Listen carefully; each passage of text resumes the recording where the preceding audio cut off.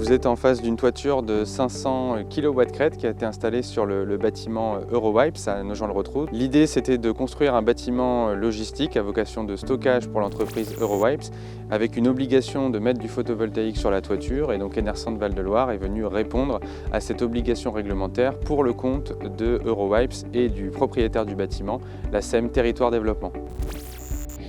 Il y a deux entreprises qui ont été retenues aujourd'hui pour faire ce chantier. Vous avez l'entreprise Citec qui est intervenue pour, elle, poser les plots qui font la jonction entre l'étanchéité du bâtiment et les structures photovoltaïques. Et vous avez l'entreprise Vendée Fluide Énergie qui est venue gérer l'ensemble de la pose des modules photovoltaïques, les câblages, la pose des onduleurs, tout ce qui est lié à l'électrique.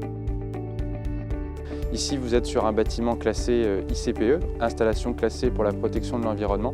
Et donc, vous avez tout un tas de normes à respecter. Par exemple, le fait que la centrale photovoltaïque et le bâtiment soient résistants aux incendies. Donc, il a fallu travailler avec le maître d'œuvre en amont pour faire en sorte que la centrale photovoltaïque s'intègre bien dans le bâtiment et aux contraintes qui sont liées à ce bâtiment. La taille du bâtiment était beaucoup trop importante par rapport aux besoins de fourniture électrique d'Eurowipes. Donc on a privilégié le mode de valorisation classique qui est la vente totale. On va mettre l'ensemble de l'électricité qui est produite par la centrale sur le réseau de distribution. C'est une installation qui va produire pendant au moins 30 ans, puisqu'on a signé un bail amphithéotique avec le propriétaire du bâtiment qui est Territoire Développement. Et cette centrale, elle va injecter de l'énergie sur le réseau de distribution pendant au moins 30 ans.